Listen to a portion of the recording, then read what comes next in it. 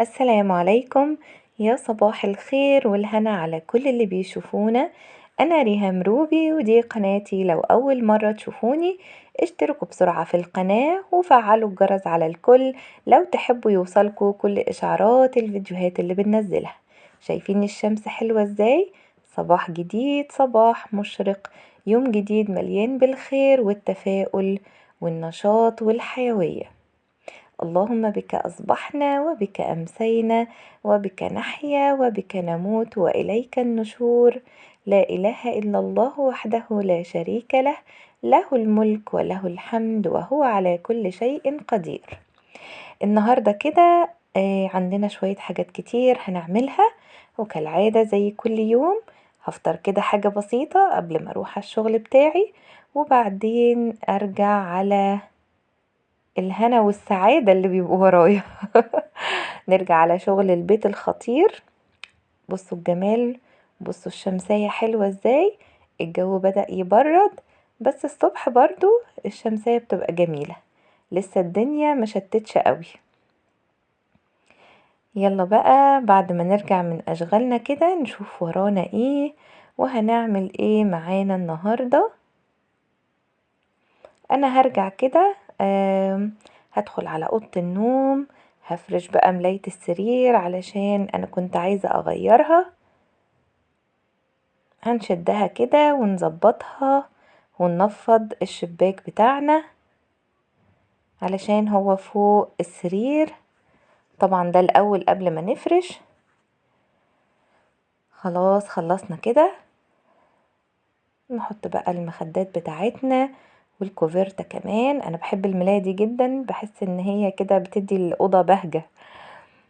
ونشوف بقى هنعمل ايه تاني. هنظبط الشفونيرة اللي جنب السرير، عليها شوية حاجات كده هنلملمها، تشيل المصاحف والفانوس وصندوق الذكريات والمفرش، ونرشرش كده وننضف تنظيفة حلوة، ونرجع بقى كل حاجة مكانها تاني. ولمعنا طبعا شلنا اي هدوم او كركبة ورا الدواليب، ورا الباب قصدي، او على الشماعات. وبنكنس الارض اهو، كله على السريع السريع.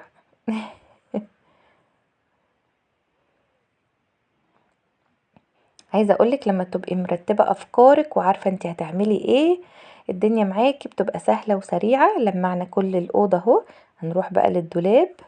لمعنا كمان المرايات.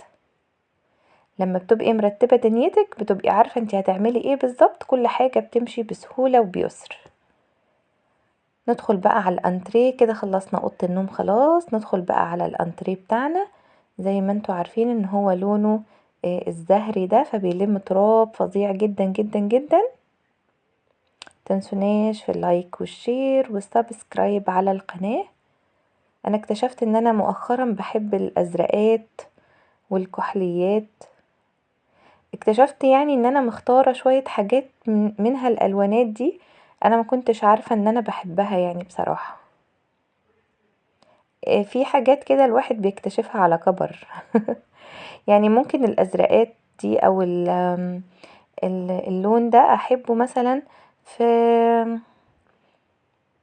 مش في لبس، احبه مثلا في عفش، في مفارش. لو تلاحظوا حتى مفرش السرير اللي انا فرشته دلوقتي برضو كان فيه الوان بادئ من الكحليات مرورا بالزهري واللبني. بصوا حتى الازاز اللي انا لابساه فيه نفس الالوان. اوعوا تنسوا اللايك والشير والسبسكرايب على القناة. احنا كمان هنعمل اكلة حلوة قوي النهاردة، سهلة وسريعة، اكننا بقى ايه في محل كده عزماهم برا.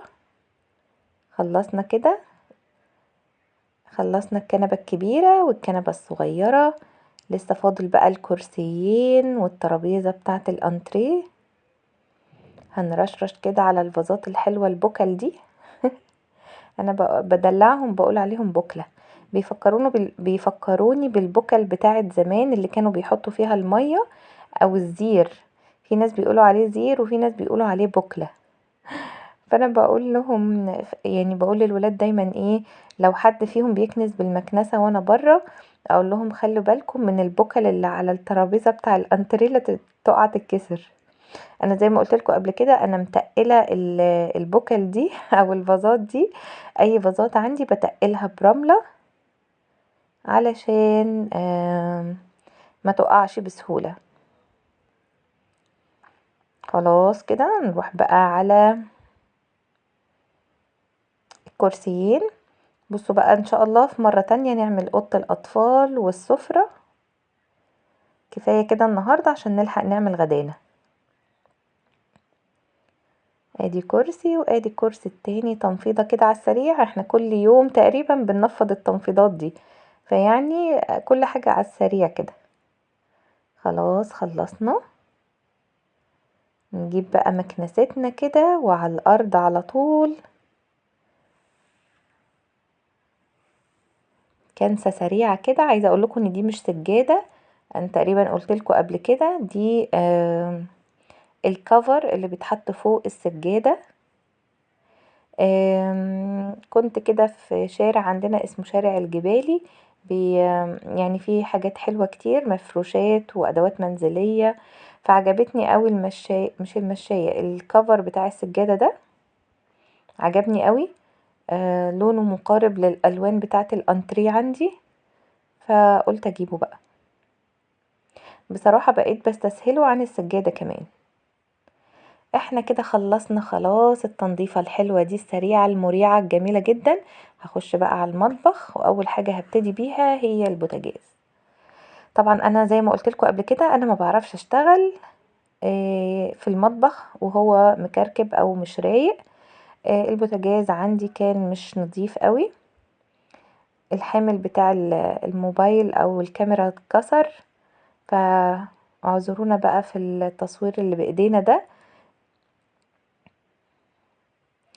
انا خليت بقى الولاد هما يصوروا بقى في جزء كده من الحاجات الاكل اللي احنا هنعمله، هما اللي مصورين، يا رب الصورة تطلع لطيفة. احنا هنصلحه ان شاء الله. هو بيسهل عليا كتير قوي في موضوع التصوير، بدل ما بفضل ماسكة بايد وبشتغل بايد، وفي حاجات طبعا لازم فيها ايديا الاتنين. تعالوا بقى نخش بقى على الأكلة الحلوة اللي احنا هنعملها. هنعمل بيتزا. بصوا انا هستخدم 2 كيلو من الدقيق. انا بستخدم دقيق الطيبات زي ما قلتلكوا قبل كده، هو دقيق جميل بصراحة، بينفع لكل المخبوزات. انا الاول هنا كنت بعد علشان انا عايزة حوالي 15 او 16 كوباية، فهم طلعوا مظبوطين قوي، انا كنت بعايرهم وطلعوا مظبوطين تمام كده. معايا بقى 3 بواكي، حطيت هنا رشة ملح، ومعايا 3 بواكي من خميرة دريم.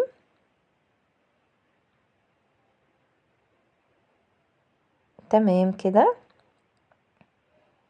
عايزة اقول لكم ان انا نسيت احط سكر كمان، بس العجينة تخمر وزي الفل، متقلقوش.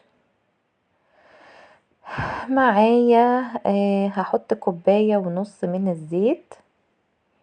هنا فارس هو اللي بيصور يا شباب. ميرسي يا فارس على مجهودك الرائع. بصوا المقدار ده هنستخدم فيه كيلو لبن وحوالي كوباية مية، طبعا اللبن دافي علشان الخميرة ترفع معايا، وبمعلقة خشب، وهبتدي بقى اجمع كده الدقيق معايا لحد ما يلم كويس، وبعدين بقى هبتدي بايدي كده افرك العجين كويس قوي. انا ليه عملت بالمعلقة الخشب؟ عشان لسه في الاول كده الدنيا بتبقى لسه طرية والعجين لين، فهيقعد بقى يمسك في ايدينا ويلزق في ايدينا كده. بالمعلقة الخشب على نظافة الاول، وبعد كده نكمل. هبتدي بقى ألملم كده في العجين. انا نزلت على الارض بقى علشان اعرف اتملك من العجين كويس. وابتديت بقى اديها بقى. انا بحب احطه كده على الارض وافضل اديله بقى بوكسات بقى. انا زي ما قلت لكم استخدمت حوالي كيلو لبن، وحطيت حوالي كوباية من المية. ممكن تستخدمي نص الكمية دي لبن ونصها زبادي، ممكن لبن رايب زي ما انتي عايزة اقول لكم ان العجينة اللي بتتعمل باللبن الرايب بتبقى تحفة جدا جدا. بصوا ايديا العجين سالك من ايدي، والعجينة بدأت تلم معايا وتطرى خالص. كل ما تعجني في العجينة كل ما هتديكي نتيجة احلى واسرع، هتديكي عجينة طرية جدا وحلوة جدا. انا سبت العجينة بقى ل... لزوجي بقى هو يعجن فيها، علشان ايديا بقى وجعتني وهي العجينة كميتها كبيرة. فانا قلت له بقى كمل انت عبل ما اعمل انا شرايح الفراخ. هنا بقى عائشة اللي بتصورني كل واحد يعني صورني شوية، فالفيديو ده مشترك يعني ما بيننا كلنا، اللي اشتغل بايده واللي صور واللي عمل حاجات كتير معانا كده. انا اشتغلت اهو عملت حاجات، وباباهم بيعمل بقية العجينة، وعائشة صورتني وفارس صورني.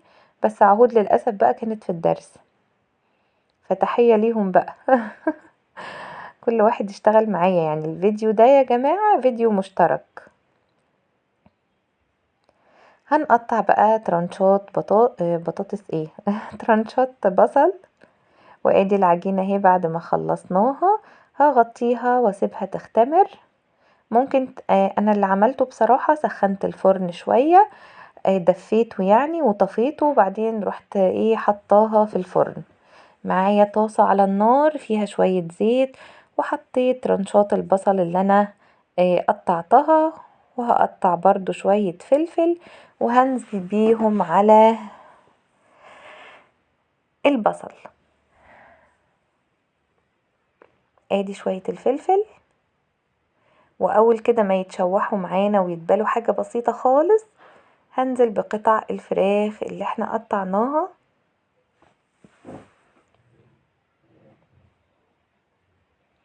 وهشوحهم كده تشويحة بسيطة لحد ما لونهم يغير. ما نقلبش كتير علشان المية بتاعتها ما تنزلش منها. واول ما لونها يبتدي يغير شوية هبتدي اقلب بقى كده، وبرضو هسيبها لحد ما بقيت قطع الفراخ لونها يغير. تمام كده، كده تقريبا كل قطع الفراخ لونت ودخلت على سوا. طالما لونها ابيض كده يبقى هي بدأت تدخل على سوا. هبتدي اجيب البهارات بتاعتي. معايا هنا كاري، هحط منه رشة بسيطة، وحبهان مطحون، وبابريكا، ودي بقى بهارات فراخ. وخلاص على كده، وطبعا هنظبط الملح بتاعها وهنقلبها بقى تقلبتين واسيبها تاخد وتدي كده شوية مع بعضها لحد ما تستوي كويس قوي. شايفين لونها غير وبقت حلوة ازاي؟ حطينا الملح وتقلبتين وخلاص على كده هي استوت وتمام وزي الفل. تعالوا بقى نشوف العجينة بتاعتنا بعد ما اختمرت شكلها عامل ازاي. طبعا هناك كده زي ما انتوا شايفين انا قطعت زيتون وطماطم وفلفل وحضرت الصوص بتاع البيتزا. ادي العجينة بتاعتنا اختمرت، هفش الخمر بتاعها وهنزلها على الرخامة، وهبتدي اقطعها بالسكينة او باي قطاعة كده لقطع علشان ابتدي اعرف اشتغل فيها.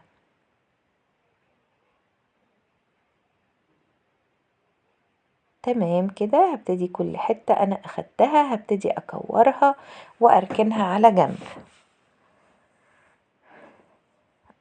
عايزة اقول لكم ان الشغل بالعجين متعة جدا، مش اي حد بيحبه ومش اي حد بينجح معاه. بس انتوا ما تستصعبوش الموضوع، لان انتي لو استصعبتيه هيبقى صعب فعلا عليكي ومش هتنجحي فيه. خدي كل الامور ببساطة وان شاء الله هتنجحي وتعملي احلى مخبوزات. كورنا كده كل الكور بتاعتنا هحطها على صينية وهبتدي امسك واحدة بواحدة، وابتدي اخد واحدة بواحدة كده. هدهن ايدي شوية زيت، وهجيب النشابة الصغنونة حبيبتي دي، وهبتدي بقى افرد بيها كده على الرخامة. احنا لسه مش هنحط الحاجة في الصينية، انا هعمل خطوة كده زي اللي بيعملوها في الفطير، الا وهي ايه بقى؟ هدهن زيت كده او سمنة زي ما انتي عايزة، وهبتدي اطبقها. عارفين الفطير لما بنطبقه زي الظرف كده اهو؟ شفتوا انا عملت ازاي؟ نصين وبعدين نصين كمان. هتشوفوا معايا واحدة تانية. دهنت ايدي زيت ودهنت العجينة زيت، وبالنشابة كده هبتدي افرد. الفرد مش بطريقة معينة، زي ما تحبي. هتفردي كده كويس قوي، وبعدين هبتدي بقى ايه؟ اطبق العجينة بتاعتي. هنجيب نص كده ونص كده وننصص من هنا ومن هنا. شفتوا الطريقة عاملة ازاي؟ هعمل كل الكمية بتاعتي بالطريقة دي. ليه بقى انا بعمل كده؟ علشان العجينة تبقى مورقة وجميلة وهشة. انا ممكن كنت اشتغل بيها كده على طول. انا العجينة التانية اللي بعملها بالمايونيز مش بعمل فيها الحركة دي. ولو عجنت برضو باللبن الرايب ما بعملش بالطريقة دي. ليه بقى؟ اللبن الرايب والمايونيز بيخلوا العجينة تلقائيا هشة وجميلة. ولكن اي حاجة تاني بقى، اي عجينة تانية بعمل فيها معجنات وما بعملهاش بالمايونيز او باللبن الرايب، بعملها بالطريقة اللي انتوا شايفينها دي، اللي هي التطبيقة، علشان تبقى مورقة وجميلة. مش شرط خالص ان العجينة لما تيجي تحطيها في الصينية تبقى مدورة. الصلصة دي عبارة عن صلصة من الصلصة بتاع المعلبات عادي، وعليها كاتشب وحاطة توم باودر وبصل باودر وزعتر. تمام كده. خدتوا بالكوا انا بعد العجينة ما اختمرت شوية، بعد ما طبقتها كلها واختمرت شوية، ابتديت اخدها وافردها كده على الرخامة تاني واحطها في الصينية، وابتدي بقى احط كل المكونات اللي انا عايزاها. عندك لحمة مفرومة، ما عندكيش عندك جبن، عندك لانشون، عندك بسطرمة، ما عندكيش خالص اعمليها بالخضروات، اعمليها بالجبن، بس زي ما انتي عايزة. الحشو ده بتاعك انتي. عايزة بيتزا حلوة اخدميها بقى في الجبنة. كل ما تحطي جبنة كل ما البيتزا بتاعتك هتبقى قوامها حلوة قوي، والمطة بتاعتها حلوة وجميلة. نعمل مع بعض واحدة كمان. ادي اهي العجينة متطبقة زي ما انتوا شايفين اهو، وخدتها على الرخامة وهبتدي افردها كده. مش شرط تبقى مدورة، براحتك خالص. دورت معاكي دورت، ما دورتش خلاص براحتك عادي جدا. انا عاملاها مربعة زي ما انتوا شايفين اهو. وقلنا صوص البيتزا عبارة عن كاتشب على صلصة وتوم باودر وبصل باودر وزعتر. حطي بقى الحشوة اللي انت عايزاها، طماطم وفلفل وزيتون. الزيتون ده كان عندي وانا قطعته. وادي الحشوة بتاع الفراخ اللي احنا كنا عاملينها، وطبطبي عليها كده بظهر المعلقة علشان الحشوة تمسك في العجين. وفرشي عليها بقى الموتزاريلا بتاعتك. عايزة تحطي شيدر، عايزة تحطي اي نوع جبنة انت عاوزاه براحتك خالص. انا في حتة عجينة فردتها كده زي اللي كانت متطبقة عادي جدا، بس انا فردتها وقسمتها نصين وهعملها زي المركب. فهمتوا قصدي ايه؟ يعني شفتوا حتة العجينة اللي كانت متطبقة عادي اللي احنا بنعملها، فردتها على الرخامة وقسمتها نصين، وتنيت الحروف بتاعتها وقربتها كده من بعضها وعملتها زي المركب زي ما انتوا شايفين. شوفوا التانية معايا هعملها ازاي. النص التاني حطيت عليه اهو الصلصة، وهبتدي الحروف بتاعتها اتنيها اهو من الناحية دي والناحية دي، وابتدي اضم من الحرف ده ومن الحرف ده. تمام كده. ومعايا هنا شوية لحمة مفرومة هحطها واحط عليها بقى الجبنة، عايزة تحطي بقى طماطم، عايزة تحطي اي حاجة انت حطاها عايزة تحطيها مش مشكلة خالص. ادي اول صينية. احنا طبعا الفرن بتاعنا على درجة حرارة 200 ومسخنينه من قبل ما نحط طبعا الحاجة. بحطه على الرف العلوي، الجبنة بتاعتي تسيح وبعدين انزل بيه على الرف الارضي يتحمر من تحت وخلاص على كده. شايفين مستوية من تحت ولونها ذهبي وجميل. طبعا انا استنيت بس دقيقتين كده علشان اعرف امسكها. انا تعمدت ان انا انزلها على الرخامة علشان اعرف اقطعها كويس معاكم.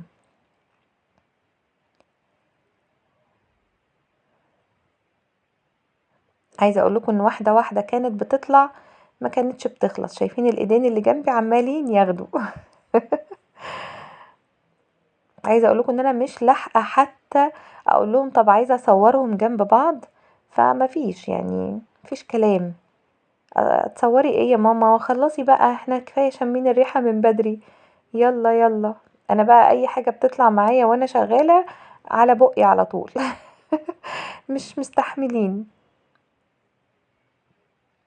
بصوا بقى قوامها حلو قوي، هشة وجميلة، مستوية من تحت ولونها ذهبي، حلوة جدا جدا جدا. شايفين القوارب طلعت معانا اهي. ودي اخر صينية خلاص، صورتها منهم بالعافية عشان كانوا بياكلوا جوه شكلها حلو قوي وطعمها احلى واحلى. يلا جربوها بقى. ما تنسوش اللايك والشير والسبسكرايب على القناة. يا رب يكون فيديو خفيف ولطيف. اشوفكم ان شاء الله في فيديو جديد وروتين جديد. سلام عليكم.